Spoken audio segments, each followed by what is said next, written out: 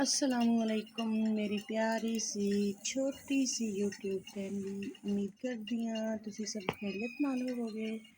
अल्हम्दुलिल्लाह मैं भी ठीक हाँ। तुसी भी कहंदे होने आ कि छोटी जी प्यारी जी यूट्यूब फैमिली। फिलहाल तो मेरी फैमिली छोटी जी आ ते इंशाल्लाह अगर तुसी मेरे भैन भरा चाहोगे तो इनू वड्डी कर सकते हो मेरी फैमिली नू। ਤੁਹਾਡੀ प्यार मुहब्बत नाल ਤੁਹਾਡੇ साथ देण नाल मेरी यूट्यूब फैमिली जिहड़ी ओह वड्डी हो सकती है।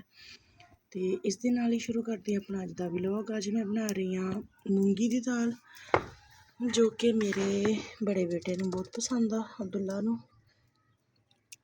ज़्यादातर जिहड़ी हांडी है ना साडे घर च ओह अब्दुल्ला दी पसंद दी पकदी है, क्योंकि वह ज़रा हैगा नखरे वाला कह लो। तो वह फिर जिद्दन उसकी पसंद की चीज़ ना हो भुखा सो जाता, रोटी नहीं खाता, या फिर उधर जाऊगा अपनी दादी घर लैन सालन उधरों लिया के रोटी खा के खाता, तो या फिर कई दफ़ा भुखा ही सो जाता। मैं बनाउण लगी सी अज मूंगी मसरां दी दाल जिहड़ी आपां शोरबे वाली बनाई दी है, तो उहदे च रोटी दी चूरी कुट के खाई दी बड़ा मज़ा आंदा। लेकिन मैनूं अब्दुल्ला कहंदा कि मम्मा नहीं मसरां दी दाल विच नहीं पाउणी, सिर्फ मूंगी दी पकाओ और सुक्की जी पकाओ। तो ये फिर मैं काफ़ी देर दी भें के रखी हुई है, तकरीबन 2 घंटे हो गए। इस तरह भेंती होवे ना फिर कुकर लाउण दी जरूरत नहीं पैंदी। फिर देखो ना कितनी प्यारी इस तरह ही वो नरम हो जाती थोड़ी जी, तो फिर वो बहुत प्यारी पकदी है इस तरह। उदा फिर जे आपां पकाईए तो फिर कुकर लाउणा पैंदा। तो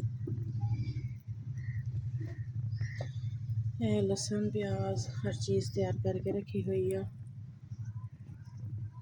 गर्मी जाती जाती दोबारा फिर आ गई। अज इन्नी गर्मी है बहुत ज़्यादा। काफ़ी दिन तो मौसम ठंडा रहा, बारिशां होंदियां रही, लेकिन हुण फिर गर्मी काफ़ी है।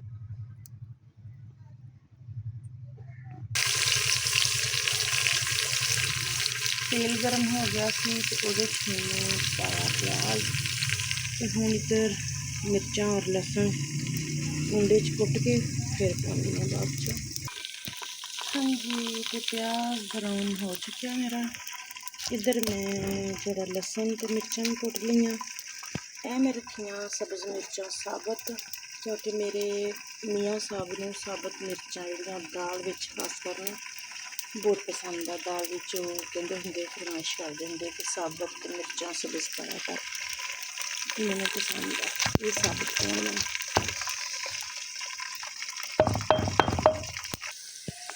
हाँ जी, तो तुड़के विच नमक मिर्च मसाला सब कुछ पा लिया सी। हुण मैं पाउण लगी हाँ दही। दही दे विच मैं थोड़ा जिहा नींबू का रस पाया, क्योंकि दही इन्ना खट्टा नहीं सी।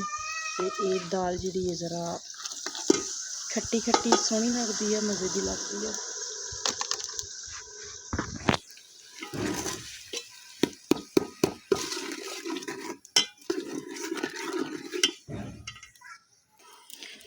चुल्हे कोल गर्मी बहुत ज़्यादा सी, ते मैं उठ के ज़रा साइड पे हो गई हाँ। जिन्ने चिर मसाला तैयार होंदा, तुड़का तैयार होंदा, आपां करदे हाँ मज़े मज़े दियां गल्लां। ते कदे कदे अपने नाल इवें हुंदा ना कि अपने जिंदगी च कुछ मामलात इस तरह दे हो जाते हैं कि जेह्ड़े कदी सुलझण दा नाम ही नहीं लेंदे। ते फिर इस चीज़ का बेहतरीन हल ये वा कि आपां अपनी हर चीज़ हर मामलात अपने अल्लाह ताला ते बंदा छड्ड देवे। तो यकीन करो बहुत ज़्यादा सुकून मिलता इस चीज़ च, बहुत ज़्यादा सुकून मिलता। मैं ये चीज़ करके देखी है कि पिछले काफ़ी दिनों तो मेरी लाइफ विच ना बड़ियां टेंशनां चल रही, बहुत ज़्यादा मुश्किलात विच ते काफ़ी परेशान रहिंदी सी, बहुत ज़्यादा परेशान रहिंदी सी। फिर मैं कोई एड्डी परहेज़गार कोई एड्डी नमाजी परहेज़ी तो है नहीं, मतलब बज़ दफ़ा नमाज छुट भी जाती है, सारियां नहीं भी पढ़ियां जांदियां। लेकिन हुण काफ़ी दिनों तो मैं कोशिश कर रही हाँ कि तहज्जुद दी नमाज भी लाजमी पढ़ी जाए। तो यकीन करो तहज्जुद दी नमाज विच इन्ना क सुकून है, इन्ना क सुकून है कि बस दिल बहुत मुतमईन हो जाता। आपां जदों अपना कोई मामलात अपने अल्लाह ताला ते छड्डदे हैं ना, तो बहुत ज़्यादा दिल मुतमईन हो जाता कि हुण मेरा सारे मसले हल हो जाएंगे, सब सैट हो जाऊगा। एक यकीन हुंदा कि सब सैट हो जाऊगा, क्योंकि ਇਹ ਅੱਲਾਹ ਤਾਲਾ ਦਾ ਯਕੀਨ ਉਹ ਯਕੀਨ ਹੈ ਜਿਹੜਾ ਬੰਦਾ ਕਦੇ ਕਿਸੇ ਇਨਸਾਨ 'ਤੇ ਨਹੀਂ ਕਰ ਸਕਦਾ। ਇਨਸਾਨਾਂ ਤੋਂ ਵੀ ਆਪਾਂ ਬਾਜ਼ ਦਫਾ ਉਮੀਦਾਂ ਲਾ ਲੈਂਦੇ ਹਾਂ ਕਿ ਹੁੰਦੇ ਨੇ ਬਾਜ਼ ਐਸੇ ਇਨਸਾਨ ਆਪਣੀ ਜ਼ਿੰਦਗੀ 'ਚ ਕੁਛ ਅਹਿਮ ਹੁੰਦੇ ਨੇ ਸਾਥ ਦੇਣ ਵਾਲੇ, ਅਤੇ ਲੇਕਿਨ ਉਹ ਚੀਜ਼ ਉਹ ਇਨਸਾਨ ਵੀ ਨਹੀਂ ਕਰ ਸਕਦਾ ਜੋ ਚੀਜ਼ ਅੱਲਾਹ ਤਾਲਾ ਕਰ ਸਕਦਾ। ਔਰ ਅੱਲਾਹ ਤਾਲਾ 'ਤੇ ਯਕੀਨ ਵਿੱਚ ਇੰਨੀ ਤਾਕਤ ਹੈ। ਯਕੀਨ ਕਰੋ ਕਿ ਪਿਛਲੇ ਕਾਫੀ ਦਿਨਾਂ ਤੋਂ ਮੈਂ ਇਹ ਚੀਜ਼ ਨੋਟ ਕਰ ਰਹੀ ਹਾਂ ਕਿ ਜਿੰਨੀ ਜ਼ਿਆਦਾ ਮੈਂ ਅੱਲਾਹ ਤਾਲਾ ਦੇ ਨਾਲ ਆਪਣੇ ਦਿਲ ਦੇ ਆਪਣੇ ਮਸਲੇ, ਆਪਣੇ ਦਿਲ ਦੀਆਂ ਗੱਲਾਂ, ਆਪਣੀਆਂ ਚੀਜ਼ਾਂ ਸ਼ੇਅਰ ਕਰਦੀ ਹਾਂ, ਉਨਾ ਹੀ ਜ਼ਿਆਦਾ ਮੇਰੇ ਦਿਲ ਨੂੰ ਸਕੂਨ ਵੀ ਮਿਲਦਾ ਅਤੇ ਕੁਛ ਮਾਮਲਾਤ ਮੇਰੇ ਸੈੱਟ ਵੀ ਹੋਣ ਲੱਗ ਗਏ ਨਾ ਪਹਿਲੇ ਨਾਲੋਂ, ਅਲਹਮਦੁਲਿਲਾ। ਕੁਛ ਚੀਜ਼ਾਂ ਬਿਹਤਰ ਹੋਈਆਂ ਮੇਰੀ ਜ਼ਿੰਦਗੀ 'ਚ। ਅਤੇ ਕੋਸ਼ਿਸ਼ ਕਰਿਆ ਕਰੋ ਕਿ ਨਮਾਜ਼ ਪੜ੍ਹਿਆ ਕਰੋ। ਨਮਾਜ਼ ਜ਼ਰੂਰੀ ਹੈ ਇਸ ਚੀਜ਼ ਵਾਸਤੇ। ਖ਼ਾਸ ਕਰ ਮੈਂ ਆਪਣੇ ਬੱਚਿਆਂ ਦੀ ਵਜ੍ਹਾ ਤੋਂ ਬੜੀ ਪਰੇਸ਼ਾਨ ਸੀ ਕਿ ਬਲਕਿ ਹੁਣ ਵੀ ਹਾਂ, ਕਿਉਂਕਿ ਇਹ ਉਮਰ ਹੀ ਬੱਚਿਆਂ ਦੀ ਐਵੇਂ ਦੀ ਹੈ। ਮੇਰਾ ਬੜਾ ਬੇਟਾ ਮਾਸ਼ਾਅੱਲਾ 15ਵੇਂ ਸਾਲ 'ਚ ਆ, ਅਤੇ ਇਹ ਜਿਹੜੀ ਉਮਰ ਆ ਇਹ ਬੱਚਿਆਂ ਦੀ ਇਸ ਤਰ੍ਹਾਂ ਦੀ ਹੈ ਕਿ ਇਸ ਉਮਰ 'ਚ ਬੱਚਿਆਂ ਨੂੰ ਅਗਰ ਕਿਸੇ ਚੀਜ਼ ਤੋਂ ਆਪਾਂ ਮਨਾ ਕਰਾਂਗੇ, ਰੋਕਾਂਗੇ, ਤਾਂ ਬੱਚਿਆਂ ਨੂੰ ਐਂ ਲੱਗਦਾ ਕਿ ਅਸੀਂ ਉਹਨਾਂ ਨੂੰ ਗਲਤ ਕਹਿ ਰਹੇ ਹਾਂ।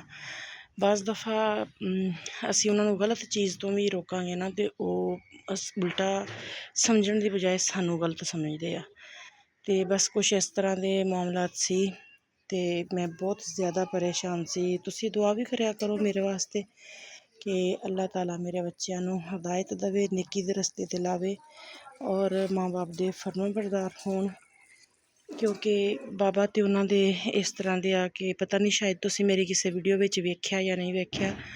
ਅਬਦੁੱਲਾ ਹੁਣਾਂ ਦੇ ਬਾਬਾ ਪੈਦਾਇਸ਼ੀ ਤੌਰ 'ਤੇ ਜਿਹੜਾ ਹੁੰਦਾ ਨਾ ਬੰਦਾ ਗੂੰਗਾ ਬਹਿਰਾ, ਉਹ ਇਸ ਤਰ੍ਹਾਂ ਦੇ ਆ, ਅਤੇ ਨਾ ਉਹ ਸੁਣ ਸਕਦੇ ਆ, ਨਾ ਉਹ ਸਹੀ ਤਰ੍ਹਾਂ ਬੋਲ ਸਕਦੇ ਆ, ਅਤੇ ਕਾਫੀ ਸਾਰੀਆਂ ਚੀਜ਼ਾਂ ਦਾ ਨਾ ਚੀਜ਼ਾਂ 'ਚ ਮੁਸ਼ਕਿਲਾਤ ਇਸ ਵਜ੍ਹਾ ਤੋਂ ਆਉਂਦੀ ਆ, ਕਿਉਂਕਿ ਅਗਰ ਉਹ ਬੋਲ ਸਕਦੇ ਹੁੰਦੇ, ਸੁਣ ਸਕਦੇ, ਅਤੇ ਆਪਣੇ ਬੱਚਿਆਂ ਨੂੰ ਖੁਦ ਤਰਬੀਅਤ, ਬੇਟਿਆਂ ਨੂੰ ਤਰਬੀਅਤ ਜਿਹੜੀ ਇੱਕ ਬਾਪ ਦੇ ਸਕਦਾ ਉਹ ਮਾਂ ਨਹੀਂ ਦੇ ਸਕਦੀ।